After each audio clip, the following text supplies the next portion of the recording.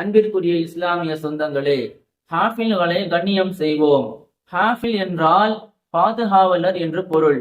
அதாவது குர்ஆனை பாதுகாக்கக்கூடியவர். முந்தைய காலத்தில் எல்லாம் 1,00,000 ஹதீஸ்களை மரணம் செய்தவர்க்குத்தான் ஹாஃபில் என்பதாக சொல்லுவார்கள்.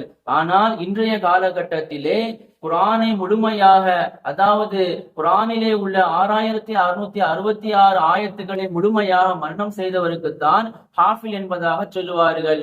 அதாவது குர்ஆனை தன்னுடைய உள்ளத்திலே சுமந்து பாதுகாக்கக்கூடியவருக்குத்தான் ஹாஃபில் என்பதாக சொல்லுவார்கள். இப்படிப்பட்ட அந்தஸ்து இந்த உலகத்திலே அல்லாஹ் ரப்பல் ஆலமீன் எல்லாருக்கும் கொடுத்து விடுவது கிடையாது.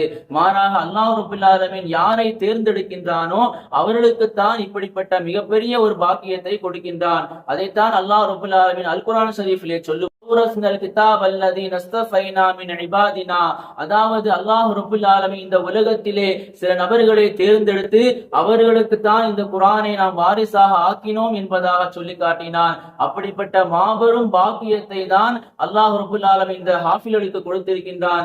எனவே இப்படிப்பட்ட ஹாஃபில்களை நாம் முழுமையாக கண்ணியம் செய்ய வேண்டும். குறிப்பாக இந்த ரமலானுடைய காலகட்டத்திலே நாம் கண்டிப்பாக இவர்களை கண்ணியம் செய்ய வேண்டும். காரணம் என்னவென்று சொன்னால், இந்த ரமலானுடைய காலத்தில் தான் ஹாஃபில்களுடைய குரல், அதாவது அவர்கள் குர்ஆனை ஓதக்கூடிய அந்த இனிமையான குரல் என்பது உலகம் எங்கிலும் திரும்பக்கூடிய திசையில் எல்லாம் அவர்களுடைய குரல் ஒலித்துக் கொண்டே இருக்கிறது.